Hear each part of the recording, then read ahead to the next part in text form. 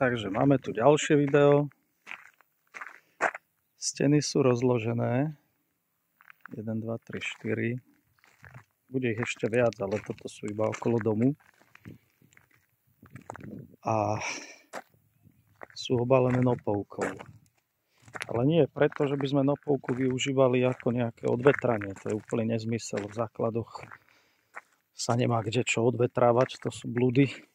To by tam zo spodu musel ten vzduch nasávať a z hora by musel proste nejako vyfukovať. Čiže nopovka, ak sa má použiť na odvetranie, alebo podobná fólia, firma Terken vyrába ešte s väčšími štuplikmi, myslím, že majú okolo 2,5 až 3 cm, tak to sa používa na fasády, kde zo spodu a z hora sú otvory, teda pri podlahe a pri strope a tam ten vzduch prúdi a naozaj sa tá stena vysúša. Ale tú nopovku dávam len preto, aby skaly, ktoré budú do toho búchať, ten polystyren nerozdrvili, lebo keď sa tam bude hutňovať 500 kg doskou 0,63, tak je to tam naozaj len kvôli ochrane, kvôli ničomu inému. Čiže toto bude ako keby, toto bude v zemi.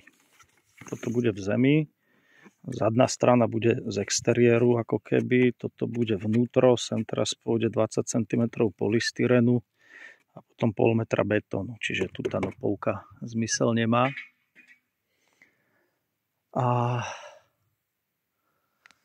No a v rohoch sa to bude šrobovať nejakými šrobmi dlhými. To stačí zošrobovať v rohoch a potom akože zlepiť, zošrobovať. Zrovnač to vo výkope, ktorý bude zajtra, čiže zajtra bude ďalšie video.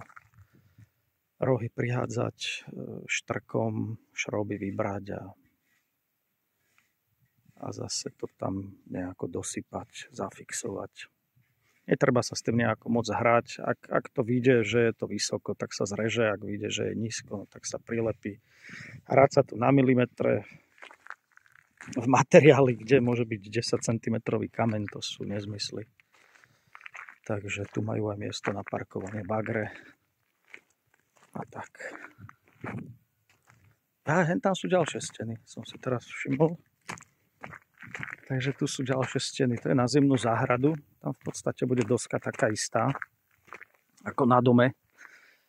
A potom sú tu steny aj na taký sklad a takú ako keby sklad alebo skladadielňu.